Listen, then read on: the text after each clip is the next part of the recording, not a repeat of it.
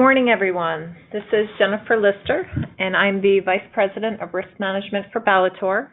And today we are going to talk a little bit about our HR hotline, and then we also have with us Brian Koji with Allen Norton & Blue, who's going to go over tips on avoiding wage and hour liability.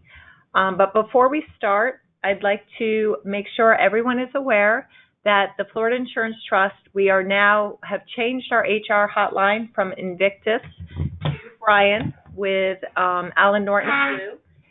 Any HR questions that you have, we have sent out an alert with Brian's email address and phone number where you can call and ask any type of HR question. It doesn't necessarily have to be about insurance. It can be about hiring, firing, any type of item that you can think of, and we highly recommend that you use it. It is free to you. It does incur the cost, so you can use it as often as you need to, and there is no fee. So please, we ask that you use it. If you did not receive our alert with the information, I do ask that you please reach out to me at jennifer.lister@bellator.com, and I'll be happy to send you that information. And again, please use this service as much as you need to. So we're going to go ahead and get started. Everybody is muted. We will answer questions at the end of the webinar. And we do ask as many questions as you'd like, and we will answer them all. And I think without further ado, Brian? All right, good morning. Get the slide here. Good morning, everybody. My name is Brian Koji. I'm an attorney with Allen Norton & Blue. Just a few words about my firm, Allen Norton & Blue. We are a labor and employment law firm. We represent exclusively employers and management. The firm has been around since 1969, so we just celebrated our 50th year. I've been with the firm since 1997. All of our attorneys, we have 30 attorneys total, practice exclusively in the area of labor and employment issues, HR issues. We have 4 offices. I practice out of Tampa, but we have offices in Orlando, Miami, Tampa, and Tallahassee. We're also a member of what's called the Work Law Network. While Allen Norton & Blue only has these offices in Florida, we are part of this Work Law Network that has offices. Different firms partner together throughout the country, approximately 25 other labor and employment firms, and also Mexico and Canada. And it's a loose affiliation where we share resources, email, questions, things of that nature. So while Allen Norton & Blue predominantly practices in Florida, if you ever have questions outside of Florida, we have some resources through our Work Law Network. A little bit about myself. I went to school undergraduate at UCF, graduated with an economics degree. I went to law school at Duke University, graduated in 97, and been with Allen Norton & Blue since that time. And I'm not sure, Ryan, if this is on the screen. I'm assuming, excuse me, ladies and gentlemen, the interface wouldn't be. Yeah, that's not on the screen, but if you want to minimize it, that orange button up at the top, push it off to the side. All right, pardon the interruption. I've been active within the labor and employment section, both the American Bar Association and the Florida Bar, for the last 22 years. Been able to contribute to some of the ABA publications in that area, as you can see on your screen. As I said, I practice out of the Tampa office. As Jennifer indicated, we are happy to be on board to help the pool with any HR issues you have. Please make use of the HR hotline. The HR hotline, as you can see on your screen, the email address for that is hrhotline@anblaw.com. If you want to call directly, you can call. My number is 813-251-1210. I think as we transition into this, it'll be helpful if you mention that you're calling the HR hotline when you speak to me. If for any reason you need somebody quick and I am not available, you can ask to speak to any of the attorneys at that 813-251-1210 number, and they should be able to help you. Or if you get that email to me, I will get back to you as soon as I can.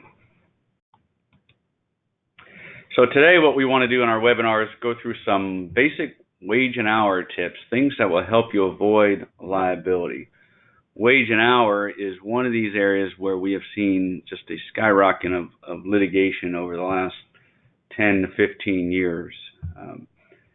So what I want to do first is just cover some basics, let you know what the law covers, and then go through what we see every day as the big risk items, the things that we see lawsuits filed over and over again. And some of these things are correcting myths. We find in the wage and hour area that there's a lot of myths out there that people think they understand some of the nuances, and they don't. And it used to be that these things were easily corrected. You didn't see a lot of lawsuits. Department of Labor would come knock on your door and tell you, here, you're doing this wrong, fix it. Today what we see is they don't do that. Department of Labor is largely out of the picture, but private plaintiff side lawyers come in and they sue over these things, and becomes little small errors become very expensive. So that's what we're trying to avoid today. So mainly when we're talking wage and hour law on the federal side, it's the Fair Labor Standards Act. This law has been around since 1938. It's been amended a few times, obviously, since then. It's a very broad coverage. If you are a worker in Florida or across the entire country, you are probably covered by the Fair Labor Standards Act. It basically provides for minimum wage and overtime compensation. Minimum wage under the federal side is $7.25 an hour. You've probably seen throughout the news there's a constant push. The number everybody throws out these days is the push to eventually get to $15 an hour. That's not likely to happen on the federal side anytime soon. So what we've seen is a lot of the states have stepped in, because the $7.25 an hour has been in place for a number of years and is not indexed to inflation or whatnot. So as you probably know, Florida has its own minimum wage, and that one is indexed to inflation every year. The state of Florida looks at inflation and enacts a new rate this year. As of January 1st, it's $8.56 an hour. There is also a push to raise the Florida minimum wage to $15 an hour by 2026. And as with a lot of things that are fairly controversial, the way that the proponents of that have chosen to try and enact it is by a Florida constitutional amendment, which means this November, you'll get the opportunity to vote on whether you want the minimum wage to increase to $15 an hour by 2026. If it passes, the way the amendment is structured is that it'll raise $1 an hour starting in September of 2021 all the way up to $15 an hour, with $10 being the minimum in 2021. So that's fairly controversial. I have no idea at this point whether or not the prospects of that passing are high or not, except that to note in other states where they've put this on the ballot, it has passed. So to the extent you're looking forward over the next 5 or 6 years, recognize that the minimum wage for your employees may rise fairly dramatically, almost double, albeit incrementally for about 5 years. If it had to go through the legislative process in Florida, there's no chance, I think, that the state legislature would pass that dramatic increase. But with a constitutional amendment, I think it's fairly likely to be my guess. We'll know in November. But basically, FLSA provides for this overtime and minimum wage. With overtime, as you probably know, the basic requirement is to pay time and a half for overtime hours. For most of us, that means working over 40 hours in a single work week. All right, let's start first with what the FLSA does not cover. There's a lot of misnomers out here. Your employees probably think some of this stuff is legally required, but what it doesn't cover, there is no wage and hour law in Florida of general applicability that requires vacation pay, nothing that requires paid time off for sick leave. There's no law that requires you to pay holidays. There's no law that requires that you provide any of your employees with meal periods or rest breaks or smoke breaks, with the exception of that one with if you employ minors under the age of 16, then state law does require some meal and rest breaks.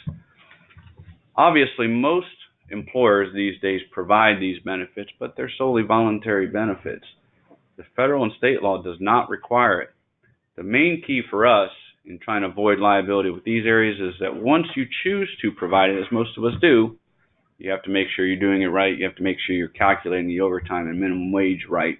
If you provide some of these benefits, they impact those calculations. There's also nothing in the law that says you have to work, you can't make your employees work a maximum number of hours in a given day, given week, given month, pay period, or a minimum number. The only thing the law really addresses is, regardless of what you require, you have to pay them correctly, whether that's minimum wage or overtime. All right, so why are we having this webinar today? And this is a topic that comes up in my practice all the time, and as I mentioned before, it's because we're seeing the lawsuits skyrocket. And it's also one of these areas that if we correct some of these misconceptions, we can largely avoid a lot of the lawsuits. So just to put a little bit of meat on the bones there, in 1990, throughout the entire country, the total number of Fair Labor Standards Act, i.e. overtime, minimum wage lawsuits, was only 880 throughout the entire country.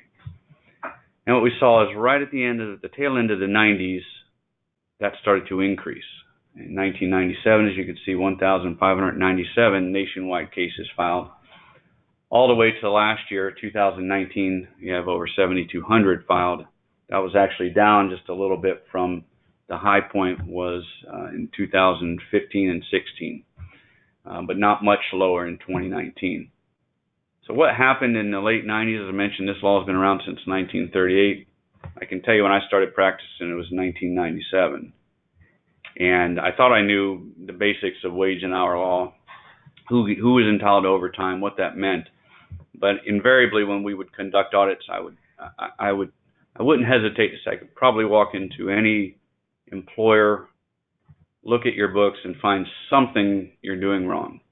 Certainly in the 90s we could, less today, and it usually was a very minor issue, probably talking cents or a few dollars. The Department of Labor was the primary entity that enforced the law back then, and if they came in and they found that kind of error, they would just tell you to fix it going forward. No big deal, basically. But private litigants have always had the right to file lawsuits. The problem is you didn't have many attorneys looking to file lawsuits for $50, even $500. Nobody's going to make much money on the plaintiff side filing those lawsuits. Until in the late 90s, a few law firms decided, here in Florida, in fact, that if we develop a volume business, what they can do is if they sue for $500 and they prevail, they can get a full award of attorney's fees. And the court started awarding attorney's fees in a $500 to $1,000 case, sometimes up to $50,000, $75,000 attorney fee award for a $500 case. Once that happened a couple of times, it didn't take long for the plaintiff side lawyers to realize there was an opportunity here. A few firms started doing it, and then everybody else take notice. So you literally saw these cases skyrocket thereafter. And from the defense side, it's kind of a double-edged sword. On one hand, you have these small minor errors that could easily be taken care of, and the other side sues. They want much more money to settle the case. Usually, you end up settling the case, but the attorneys, instead of now wanting $500 to fix that error, they want $5,000 on top of that for their fee. The defense side, you have to pay your lawyers very expensive. The cost of litigating through trial a case with a single plaintiff and a single defendant, which is the bulk of what I do, it typically costs upwards of $50,000, sometimes over $100,000, depending on the aggressiveness of the attorneys on the other side. So obviously, when you come to us and you say, we have this error, we find an error, normally we are not going to be advising you to fight and spend $100,000 to save $500,000, even $5,000, so that the lawyers on the other side know that.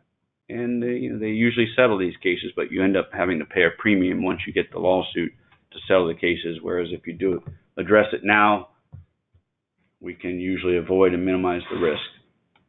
So let's talk about how we do that. How do we minimize the risk? What are the things that we see over and over and over again in these lawsuits, the things that you should go back, look at, make sure you're doing right? If you're not, fix it going forward. Well, the first thing, under the law, you have to make sure you're paying your employees for all the hours they work. These are typically for your non-exempt employees. Exempt employees mean you're exempt from overtime, exempt from minimum wage. We'll talk a little bit about that in a moment. But for your non-exempt employees, you have to first make sure you're accurately recording the hours that they work so that you can ensure you're paying the minimum wage for all of those hours, and you're paying overtime if they go into overtime, i.e. over 40 in a work week. That sounds easy, but that's one of those things where we would constantly find errors. So what are the kinds of problem areas that we see? Well, work performed but not requested. We see one common myth where employers will come into my office and say, well, this person claims they worked 2 or 3 extra hours overtime on a weekend, but we didn't tell them to work that time, so we don't want to pay for it. The law, unfortunately, says you have to pay if they perform the work. It's very few exceptions where you can avoid paying because they did work that you didn't ask for, and I'll go through those in a minute. After hours and weekend work, this is where that comes up most frequently. In today's day and age, we all have smartphones. We have email. We can access it anywhere. With your non-exempt personnel, you have to be careful of that. If they're doing a lot of work, responding to emails, text messages, any other technology, answering calls on their off duty, so to speak, that's time worked. Department of Labor and or the employees can sue if you're not paying for that time. One that we used to see a little bit more, we don't see as much, is requiring employees to report before a shift starts. That's something that's legal. You can do that. I represent a lot of police departments, and an example we see all the time is they would have roll call in the morning, might start at 9 o'clock, 8 o'clock, but they'd say, you have to be here at 7:45 so we can ensure we can get rolling right on the top of the hour. That's fine. You can make everybody report at 15 minutes before the scheduled start of the shift, but you have to pay for those 15 minutes, and those 15 minutes will add up. One that I see, a pretty common one I see that you definitely have to avoid is averaging hours over multiple work weeks. This is most common in averaging hours over a biweekly pay period. So everything under the FLSA is done by a work week basis, not a pay period basis. So if you work, an example of that, if you work 44 hours and you're a non-exempt employee one week, you're entitled to 4 hours of overtime pay.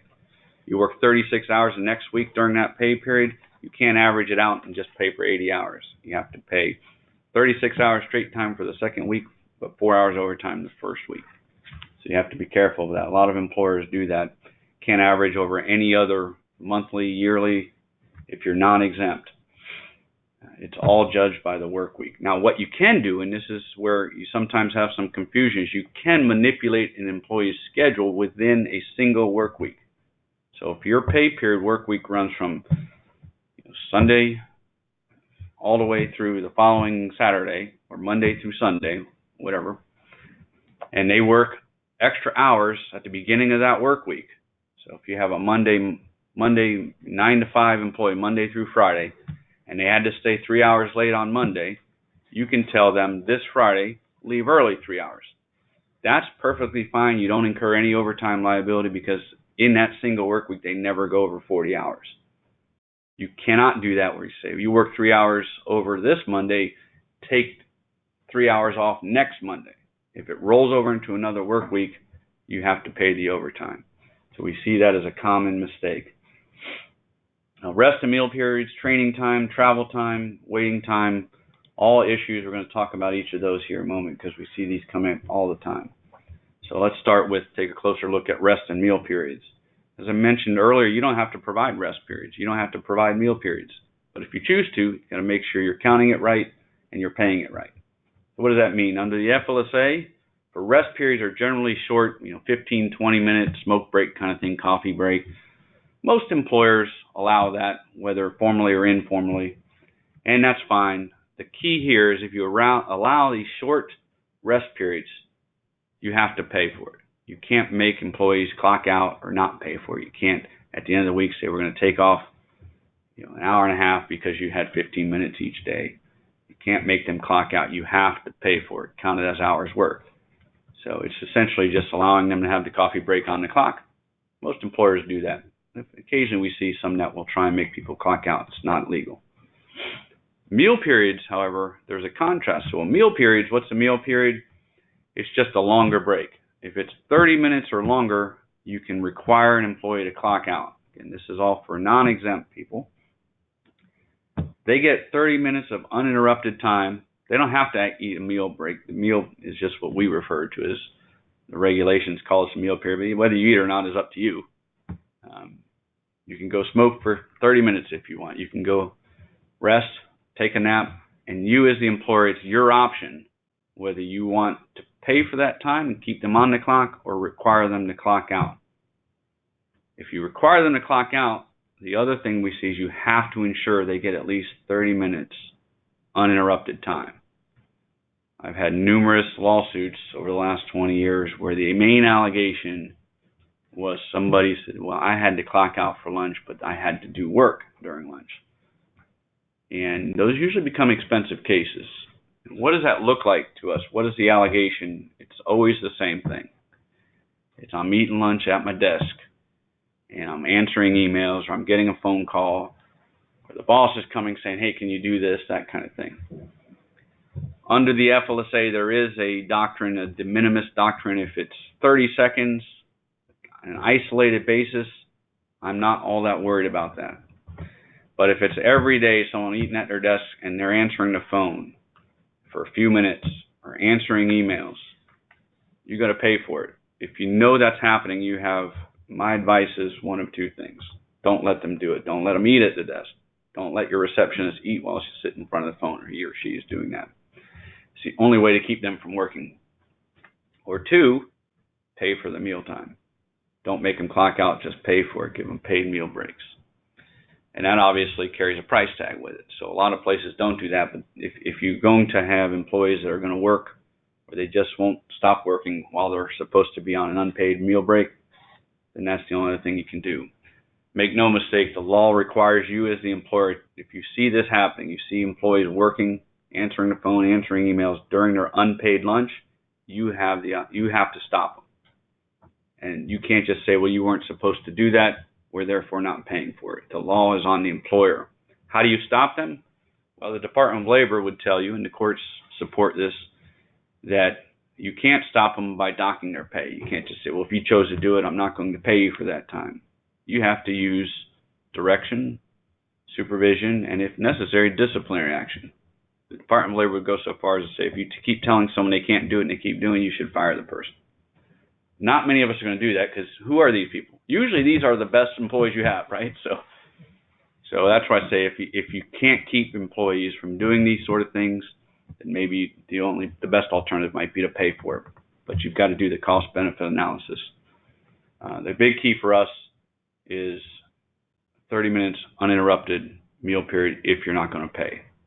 The other thing I see all the time is the automatic assumed meal periods, meaning we're not paying for it, but what we do is rather than making employees clock in or out or write on their timesheet when they took their lunch, we just assume everybody takes their 30 minutes, and we just at the end of the pay period, we just automatically deduct those 30 minutes a day through our payroll department.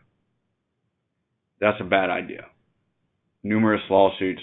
If you're going to do something like that, I would make sure you document it. Have the employee sign something every week saying I took my, whether it's their timesheet or whatever, something on a disclaimer, initial, I took my 30-minute lunch every day. It didn't work. So the problem is, invariably, we have this working during lunch. The employee, they come in and they say, roughly 2 days a week, 3 days a week, I didn't get my 30 uninterrupted. The case I had recently over this very issue, the Department of Labor actually got involved and interviewed all the employees, and there were approximately 15 employees in this organization. They went around, interviewed everybody, and asked them a simple question. You got automatic lunch being deducted out. Did you get to take lunch all 5 days in your schedule? And 15 or so said no of the workforce. And on average, they said there was about 2 days a week where they didn't get uninterrupted 30 minutes.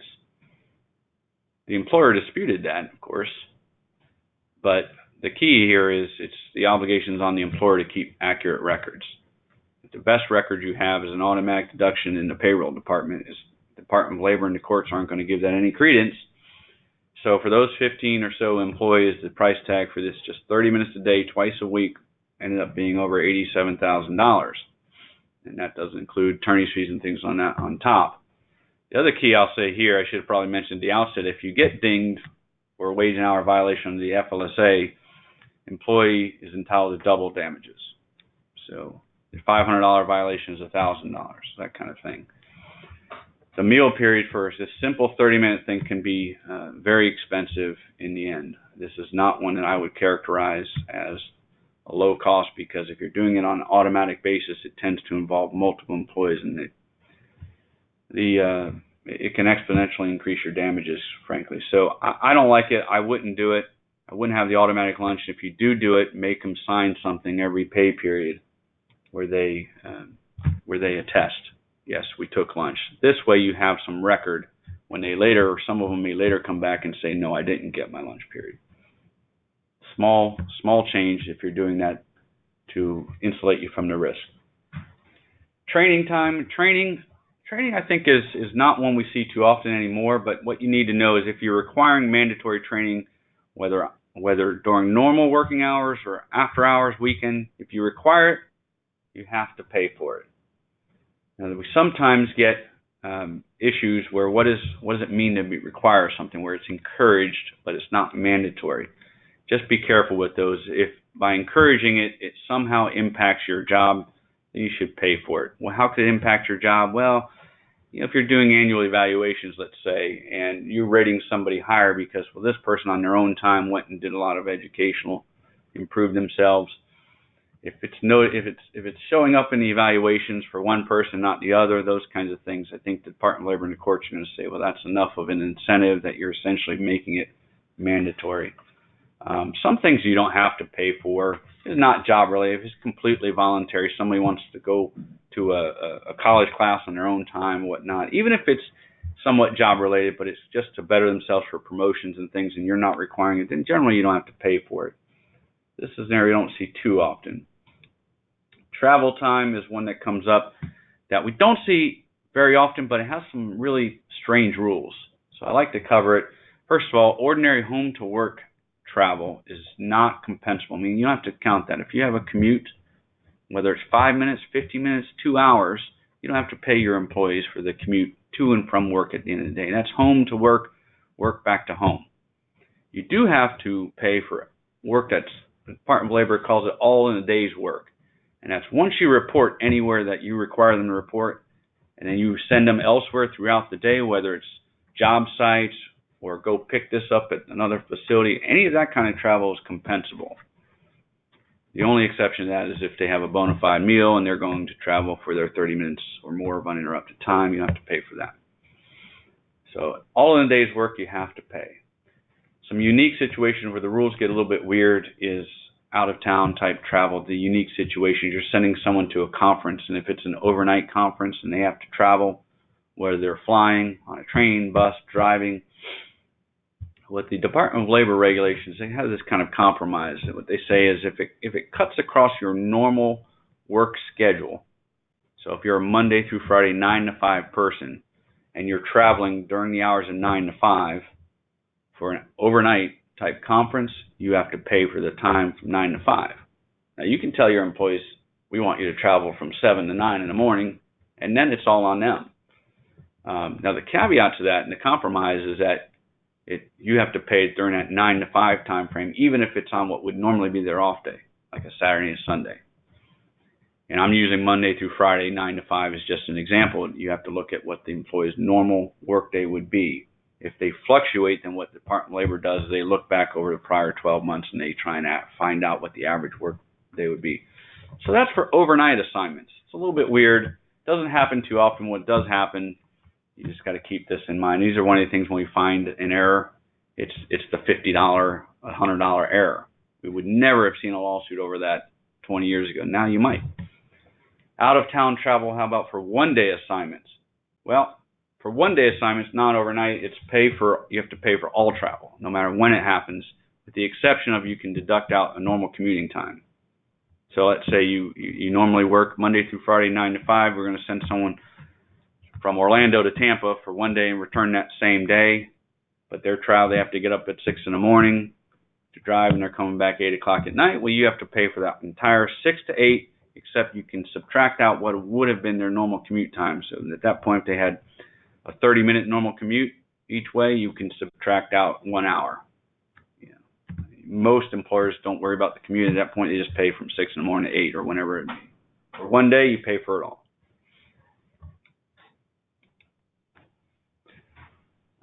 So waiting time, on-call time. This is one where we see a lot of myths from the employee side. Employees think if I'm on call, I got to be paid. If I'm waiting, I'm at home or I'm somewhere and I might get a phone call, I got to be paid for that time. That's absolutely wrong. But there are some rules and you have to be careful. So waiting time, I repeat, you see on your screen here what the Department of Labor has this little phrase they like to say. If you're engaged to wait, then you have to pay, but if you're waiting to be engaged, you don't have to pay.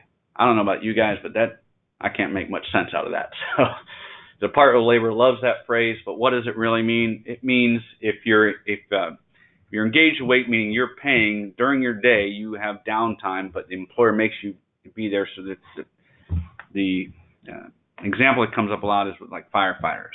Firefighters aren't always at a scene, and they have a lot of downtime, but they have to be at the fire station during their downtime. They have to be paid for all that time. So if you have something similar where they have to be somewhere and you are making them wait, where they can't really use the time for something else, then you have to pay for that time. However, it's the waiting to be engaged. That's more the on-call. So on-call time, what is that? On-call time, you don't have to count and you don't have to compensate if the employee is free generally to use the time for their own purposes. The example here is somebody's on call over the weekend. We may or may not need you. IT, we may or may not, if something blows up, we might be calling you to come in. Or we may have an emergency. But if it doesn't, we just need you to be available by phone. That kind of on-call time, you don't have to count, you don't have to pay for, unless you actually call them in. Of course, then they're working. You have to call them in, they're on call. Where you can run into trouble is if you overly restrict the employee. If you have put too many restrictions on the employee while they're on call, and they don't really have the freedom to do what they want to do, then now it becomes paid time. So what are the restrictions? Invariably, these restrictions, we see the same handful come up all the time. The good news for us is the courts have been all through this area, so we have some pretty good idea of what restrictions pass muster and what don't. So the most common one, you can't be drunk. While you're on call, we may have to call you in. You can't use alcohol for the weekend. Courts say that's fine. That's a restriction. If that's the only restriction you have on it, you don't have to pay for it. The other one is you have to be available. You have to answer your phone. You have to be available at your phone or give us a phone number or we'll give you a phone. That's fine. Those are okay. You can make the employee either answer the phone or the restriction. Sometimes I see it, you have to respond back to an email or a phone call within 15 minutes, 30 minutes. Those restrictions, if that's all you're doing, the employee's on call, then you don't have to count that as time worked. You don't have to pay for it. What can you not get away with? Where does it cross the line? So now it has to be paid. Typically, the one I see most is you can't leave your house. You can't leave this location. You can say you have to be in the vicinity to be able to report. If it's a type of on-call that might require you to actually come into the office, you can say you can't be out of state. You can't be out, you have to be within an hour, that kind of thing.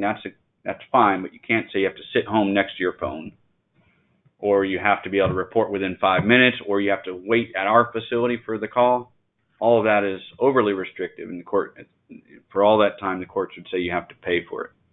So the key here is to make sure if you have on-call employees, make sure you're not more restrictive than you need be, and if for some reason you have employee that you have to be that restrictive, i.e. the firefighters, you have to have them sitting in the fire station, then just pay for the time. Record keeping, let's switch there. The record keeping, I referenced it earlier, the burden is on the employer to keep accurate records. For non-exempt employees, that means you have to keep accurate records of all hours they work during the work week. The law does not require to use the old mechanical time clock where someone's clocking in or out. You can use handwritten timesheets. A lot of us, we use, you log in on the computer. You can do any of those things, whatever works best for your operations, but you do have to keep track of the hours your non-exempt people work each work week. If you have employees whose schedules never change, i.e. Monday through Friday, 9 to 5, 8 to 6, you are allowed to use a standard schedule and have them sign off if it deviates. In other words, you can assume the schedule and just have the employee report whenever they work outside that schedule. I'm not a tremendous fan, I can say, of that, because I see that when you have anything automatic, problem is we don't follow it. The employee doesn't write down when they work the extra 15 minutes, that kind of thing. And then they later come back afterward and say, well, I regularly worked over 15 minutes. And those are the cases that add up. But you can use that. It is legal. The key for me is in record keeping is it has to be accurate. And I like when employees have to sign off on something. If they're not the ones clocking in with their time card, then make them sign their timesheet. At the bottom of the timesheet, I like it says this is accurate. Occasionally look at those things. Make sure, particularly if you have employees who you know stay late or come early, I look at their timesheet occasionally. And the Department of Labor will get very suspicious if they see a workforce where your employees work variable schedules, but lo and behold, every timesheet looks exactly the same. It's not that difficult to find those errors if you want to look. So occasionally it's a good idea to look at those things and just emphasize to employees, if you stay late, you should be paid. If they're non-exempt, come in early, we want to pay you. If you don't want to pay for that time, then you got to make sure that they're not showing up half an hour early working or staying late all the time. And even threatening discipline if you have to do that. And that's hard to do just because of the fact that these are typically your best employees. Something I see a lot, and I'm not really sure why, is multiple sets of time recording documentation. And where I see it is we often have payroll that uses the official set for pay purposes. And I'm not sure with this group that you have a lot, but operations sometimes will have different sets. Or we make you log in on a program. I represent some airline customers, for example, and these are contractors that assist airlines. Their customers require them to track hours separately so that they can audit their contracts. And invariably, when I see multiple sets, they don't match. 90% of it matches, but that 10% gets you sued. So if you have things like where you're using, particularly if it's something where you're tracking hours for some reason other than pay is where I see it, and just make sure you take a look at those things. Either if you can use one set, use one, or make sure that they're matching, and if they're not, why aren't they doing it? Make sure that you can explain it if it's supposed to be different. But the other thing we see is manual changes. If you have stuff like software where people log in, when they start the day, log out, or use the mechanical time clock, invariably somebody's going to forget to clock in or out, or they're going to do it wrong, things of that nature. There are going to be manual changes made. That's fine. Those things will not lead to liability if you do them right, but what do we need to do to make sure we do it right? You have to be able to tell after the fact, up to 3 years later, why that change was made. I would go a step further, and if it's not the employee, you can't prove it's the employee making the change, make them initial it, sign off on it, or at the end of the week, sign off something to say, here's the change that was made. Because they can sue for up to 3 years later if in the end, an attorney or the Department of Labor comes in, they see a bunch of manual changes to time cards or to payroll sheets. They're going to ask you, well, why did you change this from 8 to 8:30? And if you can't explain it, the employees gets to explain it. So the basic law with record keeping is the burden's on the employer. If for any reason the employer either doesn't take records or records are inaccurate, or you can't explain them, then the law presumes the employee's view is accurate. So it doesn't take much to recognize that there's some risk there, particularly with employees who may, after the fact, be susceptible to having a pretty flexible view if they know they can get paid. So here, the key is if you have to make changes, make sure you document it. You have a system somehow that documents why the change was made, and preferably that the employee signs off on it, they agree with it. If they disagree with it for some reason, then the time to hash out who's right and wrong is right then during that work week, not 3 years later during the Department of Labor audit or the lawsuit. All right. The two most expensive mistakes that we see in the waging area are misclassifying employees, either misclassifying them as contractors, independent contractors instead of employees, which we don't see as much, but we do see, and misclassifying exempt versus non-exempt employees. The term of art for exempt, non-exempt just means whether you're exempt from overtime, minimum wage, or non-exempt. We'll talk about it here in a moment, but let's talk further first about independent contractors. So this one is expensive because when you're misclassifying somebody, typically that means you're not paying them overtime at all. And if you misclassified, you're not on the hook for just you missed out on paying 15 minutes or 30 minutes for lunch. You missed out on all the time.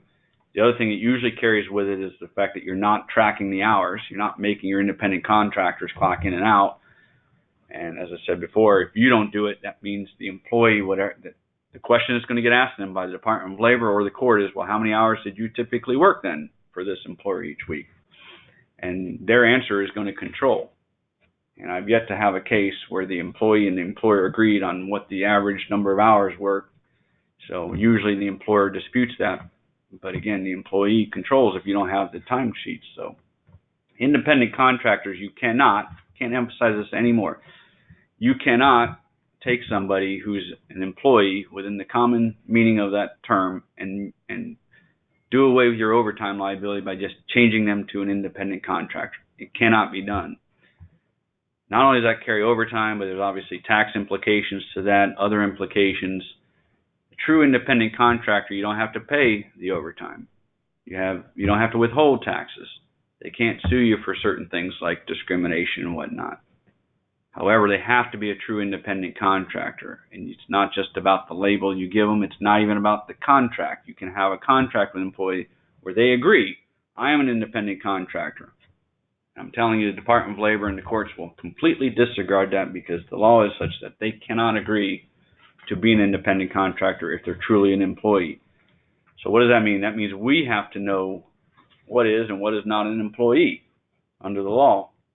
And it's these factors that you see on your screen in front of you, what the courts will look at and what the Department of Labor will look at to try and judge whether somebody's an employee versus an independent contractor. So some of them are easy. We know the people that you require to be here 9 to 5, you direct everything they do, we know they are employees. On the other end of the spectrum, you have your true independent contractors. You might hire somebody to do your landscaping at your office that comes once a week. You don't control them. You just pay them their bill. You don't tell them how to do their job. You don't bring their equipment. Any of that, that's the true independent contractor. Of course, devil's in the details, and where we get into trouble is the gray area in the middle of that spectrum. When you have independent contractors that you do exercise more control over, but they have a lot of latitude, a lot of flexibility. Courts will look at these factors in front of you. How permanent is the relationship? How dependent are you on them for your business? What does that mean? Well, that means the landscape. You're in the business of landscape, and you have a bunch of landscapers. They're probably employees as opposed to independent contractors. But if your business is providing services to the less fortunate, the poor, those that need medical services in your community, then the landscaper is not that integral to your business. They're going to be a contractor. But the more those people that you rely on every day, day in, day out, that's one factor that indicates they're more of an employee. None of these factors are dispositive in and of themselves. It's the totality of the circumstances, which is the other area that makes it risky, because virtually any of these gray areas, you're going to be able to point to some of the factors that support employee status and some that support independent contractor status. And the Department of Labor and the courts will kind of weigh that, and they'll try and just almost with the eyeball test, see which one tips the scale a little bit more. The amount of control is probably the biggest factor if I had to say which one's the one that tips the scale the most. The control over the means, what we expect when we have an independent contractor is control over the result. I don't care how the landscaper does his job, her job, as long as they go out and they cut the lawn, trim the bushes, those sort of things, we're not going to tell them how to do the job. We control the result. If you're controlling the means, how they get to the result, those are the kind of things we want you to use. We want you to be here at 9 a.m. We want you to use these tools, those sort of things. You're going to probably be in the employee status. But even then, that's not to say that some control of the means isn't passable as an independent contractor. Even with a landscaper, you're holding a conference, you probably don't want them outside your window mowing the lawn at the time. So you can say, we don't care how you do it, but we don't want you doing it at 9 a.m., that sort of thing. If that were the extent of your control, it's not going to be a big deal. One of the other big factors they look is the opportunity of the individual, either the employee or the contractor, to lose money or profit. That's the hallmark really of the independent contractor. What they are is an independent business. If they have skin in the game and they can make more money by demonstrating initiative or lose more by being a poor contractor, then they're probably a contractor. If they have other customers, other clients, they're probably a contractor. Just recognize if you have a bunch of independent contractors that start to look like employees, make sure you're not exercising too much control. It's helpful to have an agreement that says, yes, I'm an independent contractor, but again, it's not dispositive, and you can't convert an employee just by calling them an independent contractor, even if they agree to it. So let's then turn to the other one, exempt versus non-exempt employee. I see this more often, misclassified. This is probably the biggest misconception with the average person and some employers as to whether you're exempt or non-exempt from overtime compensation. If you went out and you polled everybody on the street and you asked them, well, what does it mean to be exempt? How do you know if somebody's exempt from overtime compensation? The number one answer is going to be, well, if you're salaried, you're exempt. If I pay you a salary, I don't have to pay you overtime. That's wrong. That's part of the equation, but it's only part of the equation. Most of the exemptions that we talk about, you do have to be paid as salaried, but that's only one part of usually a two-part test. You have to be salaried, but you also have to do certain job duties to be exempt. And so let's talk about those. First of all, I'll say the Fair Labor Standards Act has about 35 to 40 exemptions within it. A lot of them are very, very narrow. It's things like if you work at a movie theater. There's a lot of lobbying since 1938 where various industries have put into the Fair Labor Standards Act very narrow exemptions.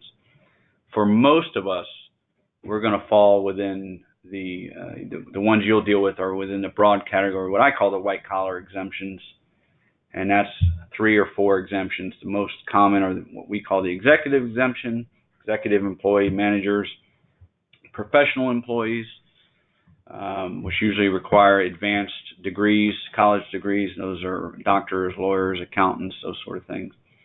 And high-level administrative employee exemption. There's also a fourth one, some lump into it, some outside sales exemption that we see fairly common. But these 3, the executive, the professional, high-level administrative, are the ones that we're going to deal with, so I want to talk briefly about those. The executive exemption, first of all, you have to be salaried. We'll talk about salary in a second. But you also have to be a manager, and you have to be a manager of personnel.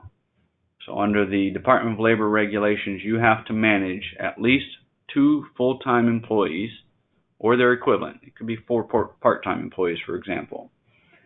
And you also have to have the discretion and independent judgment, exercise discretion and independent judgment, and you have to have the authority to make personnel decisions like hiring, firing, promotions, pay increases. You don't have to be the final decision maker there, but you have to have at least effective recommendations in those regards. So you can have somebody who has to sign off on your decisions. But if you're a manager high enough up the chain that you have that kind of discretion and you manage at least 2 full-time employees, then you're exempt, assuming you meet the salary requirements that we'll talk about. You're exempt. You don't have to be paid minimum wage. You don't have to be paid overtime. Minimum wage is never an issue here because the salary minimums will be above most minimum wage, but you're exempt from overtime. For overtime exempt folks, you don't have to have the same record keeping of weekly hours. And you don't have to, of course, pay the overtime. They can work as many hours you want, 24 hours a day, 7 days a week. You won't keep employees if you do that, obviously, but you don't have to pay them overtime. Professional employees are generally either creative professional. Those are things like the movie stars, musicians, artists, certain creative professionals. You don't come in contact with them too often in the lawsuit arena. But the other is the more standard, the professionals that require advanced degrees. Department of Labor regulations indicate that professionals, a lot of people are professionals, but under the regulations it's more narrow. It usually requires an advanced degree beyond a 4-year degree. So your engineers, accountants, like I said, doctors, lawyers, things of that nature, generally fall in that category. Professionals are one of the ones that there's an exception that don't have to actually be paid a salary. They can be paid on a fee basis or other basis. High-level administrative employee. This is the one where we see the most litigation. This is the one where there's the most confusion, and also the one where there's the most gray area. All those, I think, go hand in hand, unfortunately. So this is the one, if you have exempt employees that you consider exempt because they're administrative employees, take a look at this and make sure I would err on the side of caution. But I call it the high-level administrative exemption. The regulations just call it the administrative exemption. But I put this high level whenever I do these talks because I want to convey to you that it's not an exemption for all administrative employees. That's the misconception. That's what leads to lawsuits. So which administrative employees are exempt? Well, they're the high-level ones, of course. What does that mean? That means you have to exercise as your primary duty job tasks that give you independent judgment and wide latitude and discretion on matters of significance. That's the test. Independent judgment and discretion on matters of significance. That begs the question, what is matters of significance? Those are things that are big-ticket items for your entity. These are the kinds of things that I can probably best explain to you by giving you examples of what the Department of Labor and the courts have found to fit this exemption.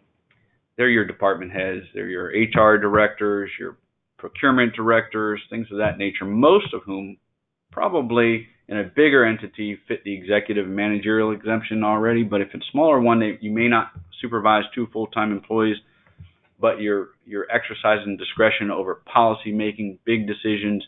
You're at the table when all the big decisions are being made, that kind of thing, then you are exempt under the administrative exemption. By administrative, it also means you can't be the nuts and bolts guy. You can't be on the factory floor, that sort of thing, manual labor, but that's not typically an issue we see in most of the lawsuits. It's usually how high up do you have to be. That's what we always fight about in these. Some employers want every administrative employee to be exempt. It really is only the highest ones. So make sure if you have exempt administrative employees that you don't go all the way down to just the secretarial support, things of that nature. All right, salary basis, as I mentioned, the most common myth is that if you're salaried, you're exempt.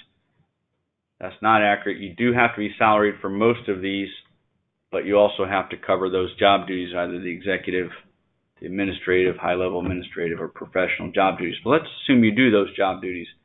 Then you need to make sure that you also pay these employees based upon a salary with very few exceptions, particularly with professionals.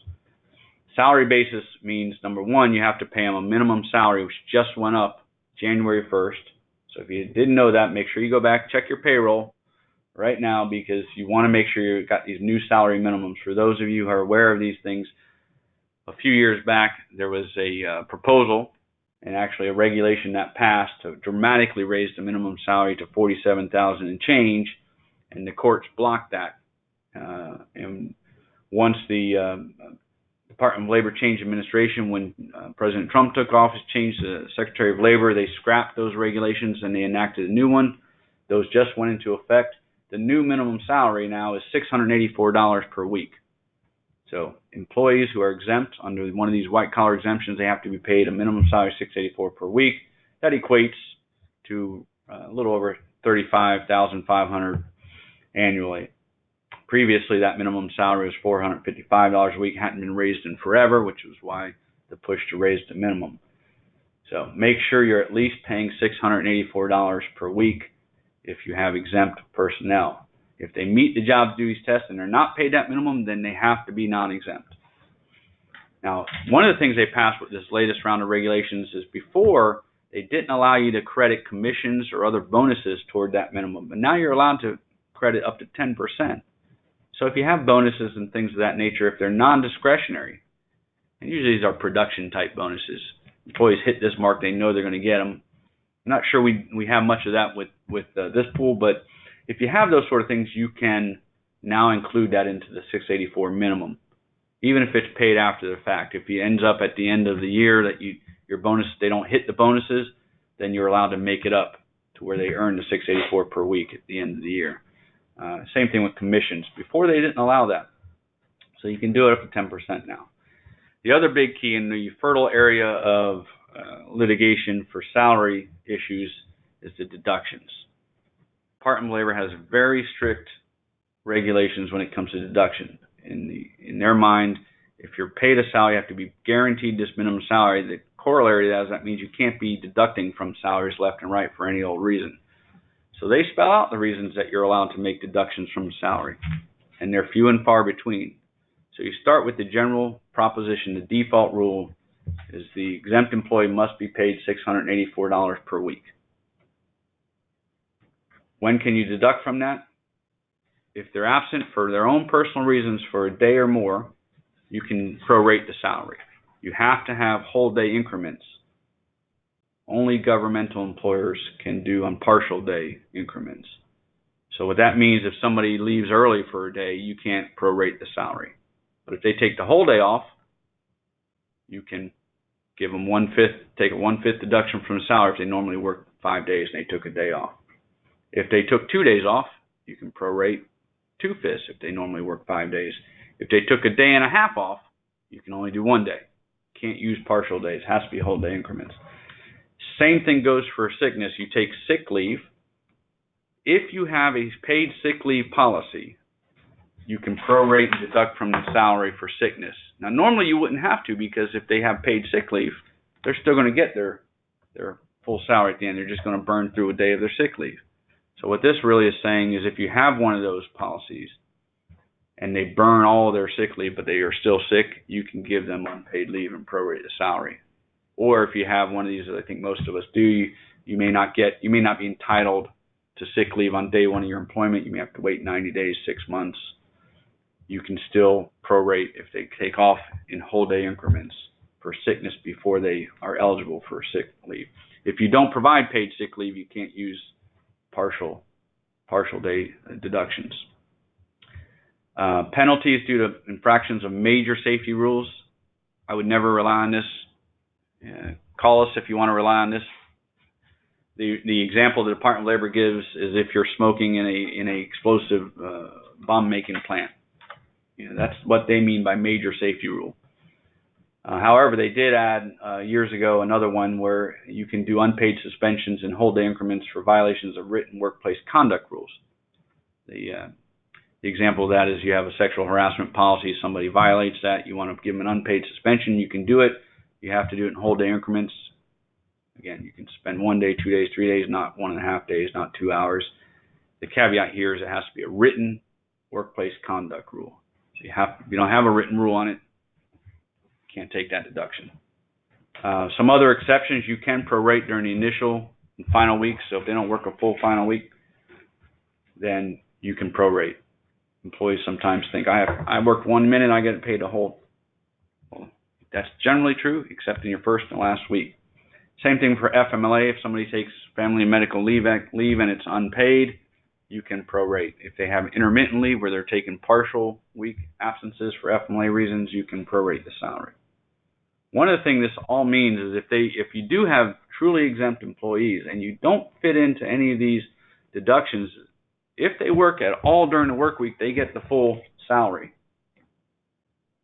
So if they work 1 day or 15 minutes of a work week and then they take off for something that doesn't fit into one of these categories, they get paid the full salary. Now, one thing I want to make clear here, another misconception is you control scheduling. As an employer, you control the scheduling, meaning you don't have to allow an employee to take time off. So one of the common myths we hear from salaried exempt folks is, well, I'm salaried, I can leave early on Friday if I want to, or I can come and go as I please because as long as I get my work done, it doesn't matter. And it's true that most employers with their higher level salary exempt people will allow some employees some flexibility if they're not abusing it. But frankly, you don't have to allow that. Nothing in the FLSA says you have to. You can say you're going to be here from 9 to 5, 8 to 6, whenever, and you're not allowed to leave early. All the FLSA says is if they're salary exempt, you have to pay them correctly. And with salary people, that means the minimum salary and don't deduct when you can't deduct. So, and the other corollary I would mention there is this is all work week basis. So if they're off for a whole work week, you don't have to pay them. And it's not considered a deduction. In other words, if someone takes a full week off, you only have to pay the salary if they work part of the week. All right, so we're going to take just a few more minutes here to talk about a couple of other issues briefly. And one is when you're doing your calculations, you have to pay using the regular rate, which usually with your non-exempt personnel, when you're calculating overtime at time and a half, the regular rate is their hourly rate. But keep in mind that sometimes it's a little different than what the employer might think is the hourly rate, because you generally have to include all compensation. So if you're paying things like commission, bonuses, discretionary bonuses are excluded, but non-discretionary bonuses aren't. So things like production bonuses, you hit this, you work this number of hours, we give you a 10% bonus, things of that nature.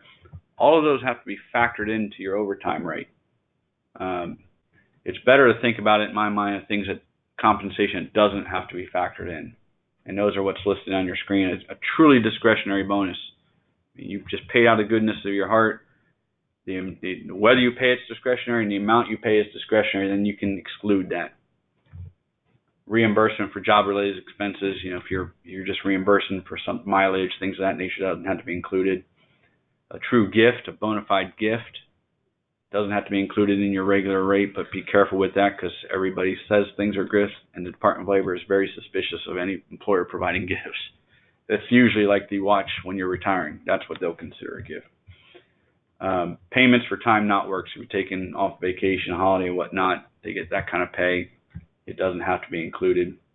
Overtime premium payments, we see some employers will pay, even though it's not required in Florida or by federal law, they'll pay if you work more than 8 hours in a day, or if you work on more than hours on the weekend that are overtime outside your normal hours. The premium type pay that's not required by law, you can generally exclude those. And then some other fringe benefit plans. But outside of that context, if you're paying them something, you generally have to include it in their regular rate. It's usually non-discretionary bonuses and commissions is where we see people get problems. If you're paying a commission, you have to factor that in and recompute the overtime rate. All right, real briefly, other common problems and areas. Some of these we've talked about, but I'll just tell you that to look for these are usually the smaller ones. But we see you're allowed to do rounding practices, meaning if you have time cards or particular mechanical time clocks, someone clocks in at 8:02, you can round to 8 o'clock. It just can't be one-sided. Meaning you can't always round up, you can't always round down. You have to round to the nearest 15 minutes minimum. So you can round to the closer 8 minutes, 5 minutes, but most it can be as 15 minutes. And you can't use it as a device. You can't say we want everybody to clock in at 7:56, so we get 4 minutes. Well, we're only going to pay for 8. The employees can't do that either, by the way.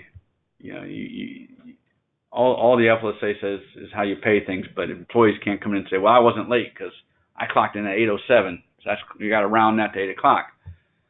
That's true for the pay purposes, but you can count them as tardy if you want to, if they're constantly showing up 7 minutes late. You got to be careful if you're charging employees for employer-related expenses. We see this in the hospitality industry a lot. Somebody, their cash drawer comes up short. They charge a waiter or waitress. They damage the tools, uniforms. You're actually allowed to do that, but you have to be extremely careful because if it drops their rate below the minimum wage or otherwise adversely affects the overtime rate, like drops their overtime pay, which it probably will drop the overtime pay, may not, depends on how much they're paid, may not drop their minimum wage for the week below minimum wage. But if they do, then you've now violated the law. So by and large, I'm not a proponent of charging employees for these employer-related expenses. I think the better practice is to use your disciplinary decisions and practices to curtail that as much as possible. Having said that, it's fairly common that employers do that. So I would rather not. Using compensatory time, or what's commonly referred to as comp time. Common myth, you're not allowed to use comp time. In the private sector, even nonprofits can't use comp time. So only the governmental employer can use comp time.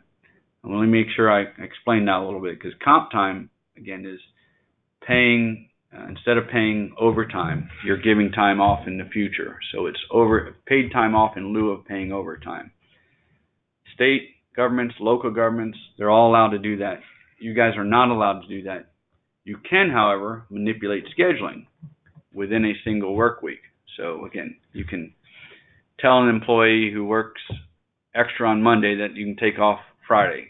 That's not giving paid time off in lieu of overtime, because they never went into overtime that week. What you can't do is say, okay, you worked 44 hours this week.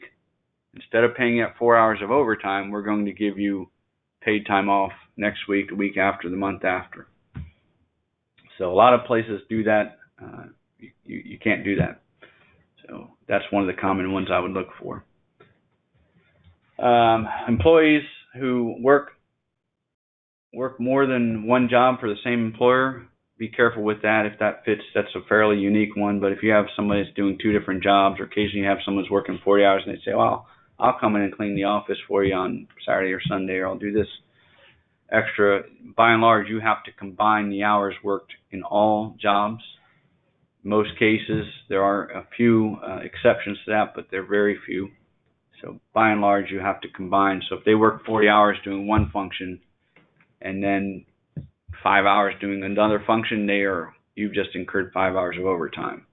And the way you pay that, you can pay 2 separate rates for the different jobs, but you have to take an average, a weighted average, so that you figure out what the regular rate is for overtime. So that's all I have for you today. Those are the most common things. I think if we try and avoid some of these problems, it goes a long way toward not incurring the liability. I'm not sure. Do we have any questions?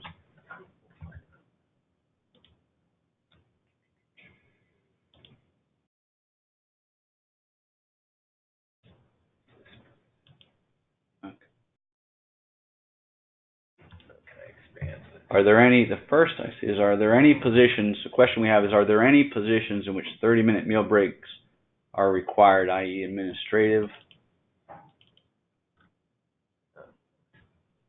Yeah, this little screen. For that, the short answer to that is no, meal breaks are not required. In Florida, meal breaks are not required unless you're dealing with a minor under the age of 16. And then the state law provides that you have to have meal breaks at least every 4 hours for minors. But assuming you're not employing a minor under the age of 16, you actually don't have to provide it. I wouldn't get too draconian with it. It is common to provide if you have long shifts, meal breaks, whether you pay or unpaid. So if you don't provide it, I'd be more worried about the morale issues and turnover issues. But let's see, was there more to that question? Do you want me to get up and read it?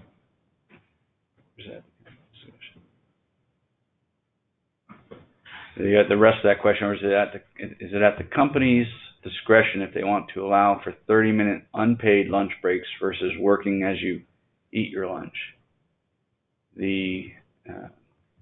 Can't read the last part, but if it is the company's discretion whether or not, okay.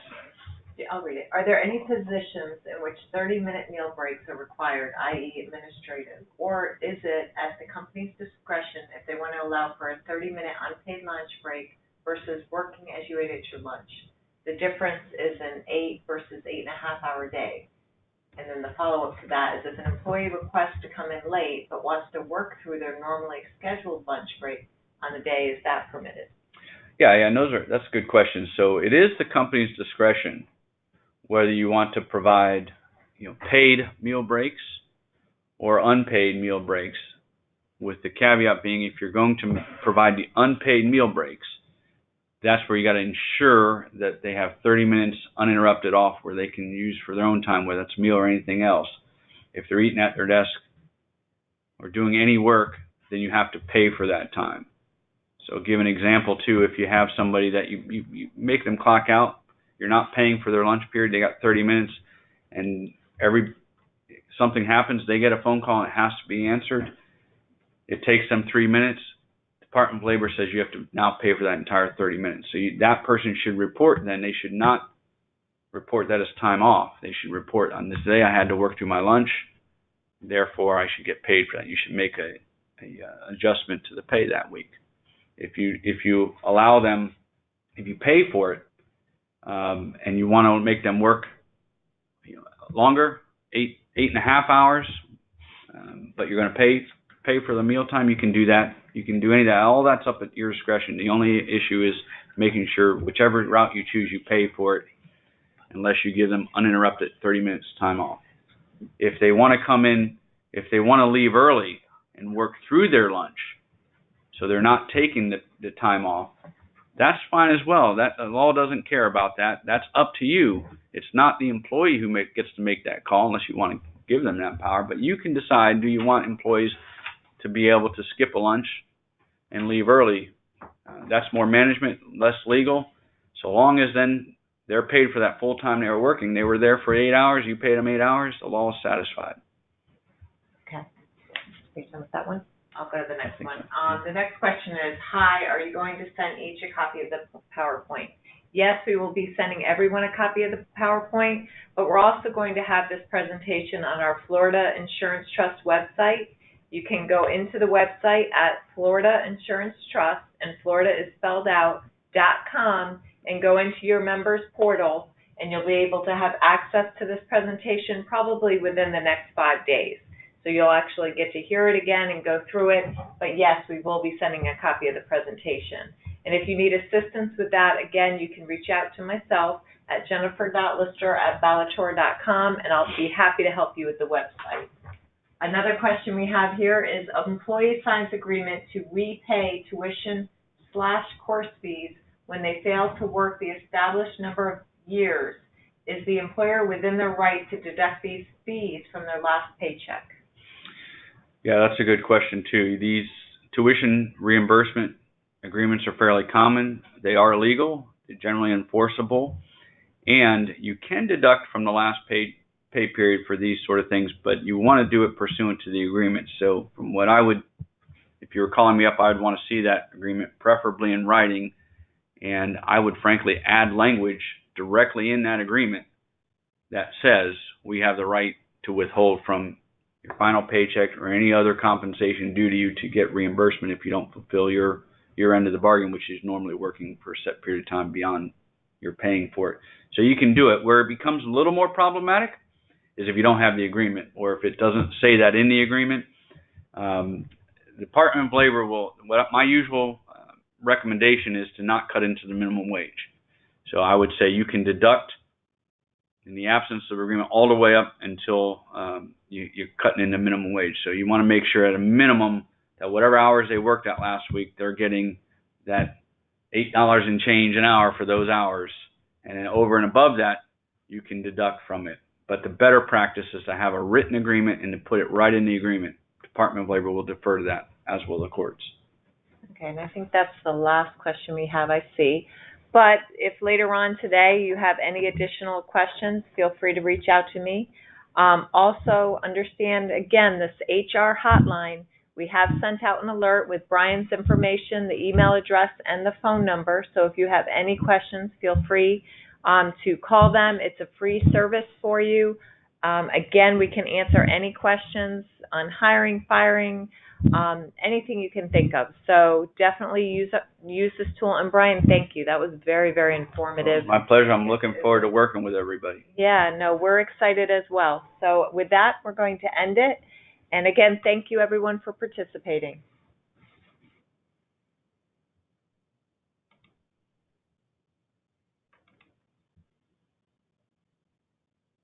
I think that's it. I have to go up to the file.